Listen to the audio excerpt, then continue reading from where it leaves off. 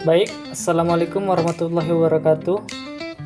Perkenalkan, nama saya Khairul Anwar dengan NIM 2032212.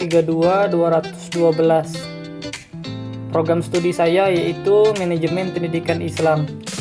Saya membuat video ini bertujuan untuk menyelesaikan tugas komprehensif saya dengan Bapak Dr.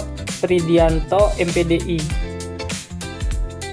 Baiklah, pada kesempatan yang baik ini saya akan menjelaskan tentang satu buku yang termasuk di dalam proposal saya, yaitu tentang manajemen perpustakaan.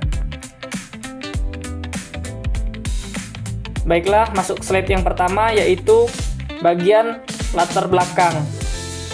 Jadi di era zaman perkembangan, zaman yang begitu pesat dan maju, pendidikan merupakan sesuatu yang sangat penting dan mendasar.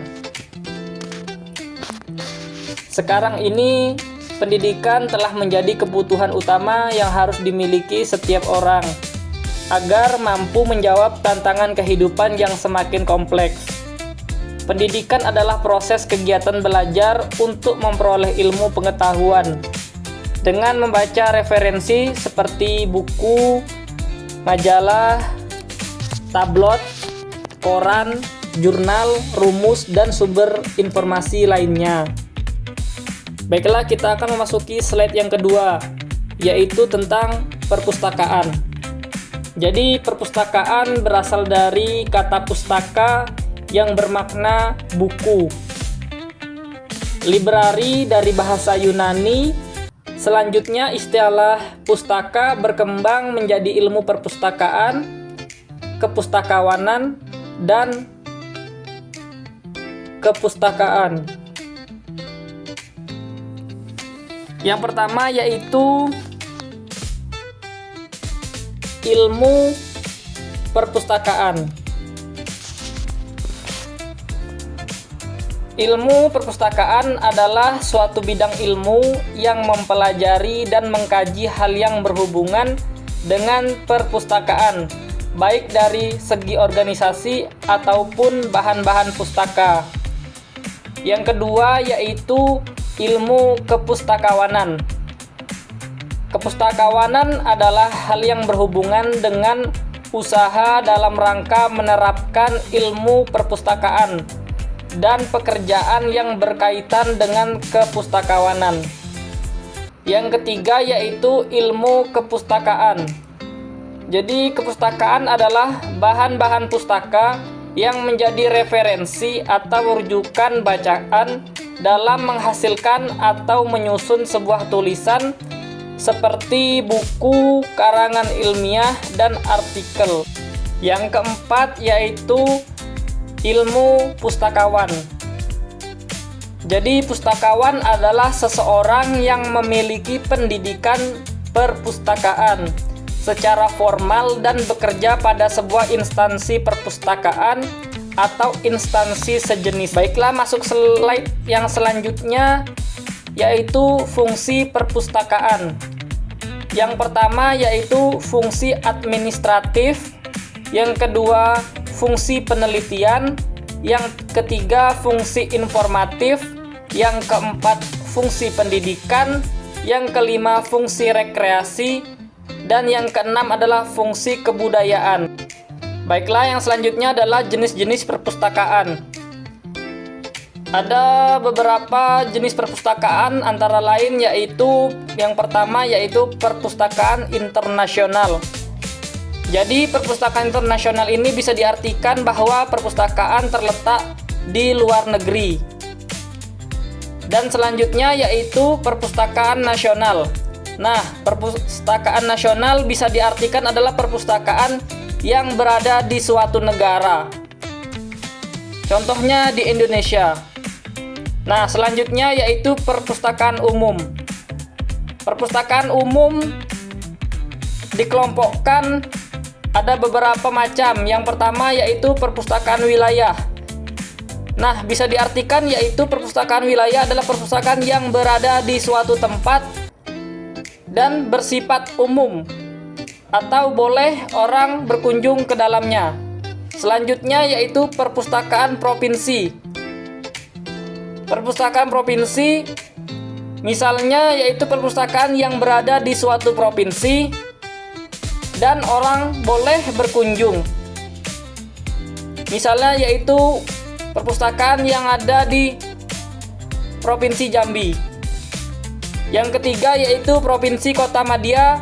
Yang keempat Perpustakaan Umum Kabupaten, Perpustakaan Umum Kecamatan, Perpustakaan Umum Desa, Perpustakaan Cacat Netra. Bisa diartikan yaitu perpustakaan khusus orang-orang yang menyandang disabilitas yaitu tunanetra. Yang kedelapan yaitu perpustakaan umum untuk masyarakat sesuai usia. Yang kesembilan yaitu perpustakaan keliling. Dan dari pembagian perpustakaan tadi yang nomor 4 yaitu perpustakaan sekolah. Yang kelima perpustakaan khusus. Yang keenam yaitu perpustakaan perguruan tinggi. Slide selanjutnya yaitu koleksi atau pengadaan bahan-bahan buku. Yang pertama yaitu pembelian. Jadi pihak perpustakaan atau pihak pengelola mendapatkan bahan ajar atau bahan buku dengan cara membeli dari penerbit langsung atau dari toko buku. Selanjutnya yaitu pertukaran. Nah, pertukaran bisa diartikan sebagai pengelola didapatkan dari pertukaran antar instansi lainnya. Selanjutnya yaitu hadiah. Jadi bahan buku didapatkan dari hadiah atau dari pemberian orang lain terhadap perpustakaan tersebut. Fungsi manajemen perpustakaan. Jadi yang sama-sama kita ketahui bahwasanya manajemen adalah suatu kegiatan perorangan atau organisasi untuk mencapai tujuan bersama secara efektif dan efisien. Dan fungsi manajemen ada beberapa macam, yaitu yang pertama perencanaan atau planning. Jadi perencanaan bisa diartikan bahwasanya perencanaan awal. Contohnya dalam sistem perpustakaan.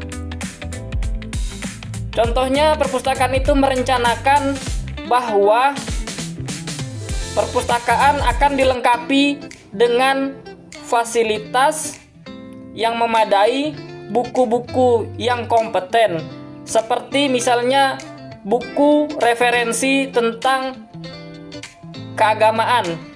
Jadi perpustakaan harus menyediakan bahan-bahan buku bacaan, yaitu buku agama. Contohnya ilmu fikih atau tafsir, Al-Quran, dan sebagainya. Yang kedua yaitu pengorganisasian atau organizing. Jadi setelah perencanaan selesai, selanjutnya yaitu pengorganisasian. Pihak perpustakaan harus mencari orang-orang yang ahli di dalam bidang pengelolaan perpustakaan supaya nanti pengelolaan berjalan secara efektif dan efisien. Selanjutnya yaitu pelaksanaan.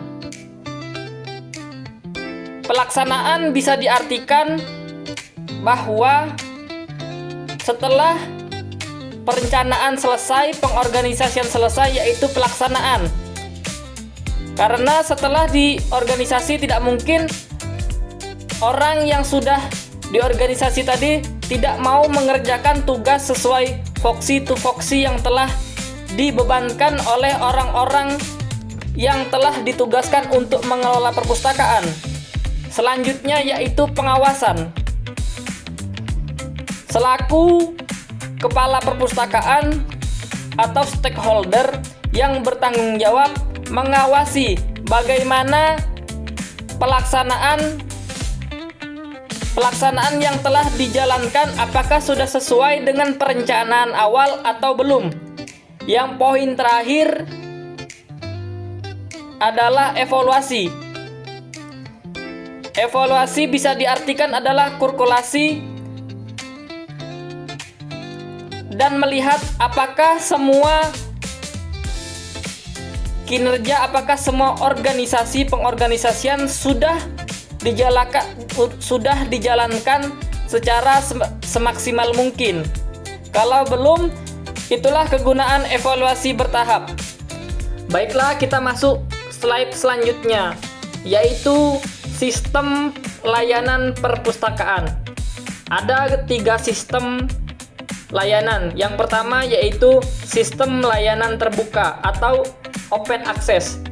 Jadi diartikan bahwa sistem layanan terbuka yaitu sistem yang memperbolehkan semua pengunjung boleh langsung mengambil buku bacaan secara bebas tanpa memerlukan bantuan dari pelayanan perpustakaan.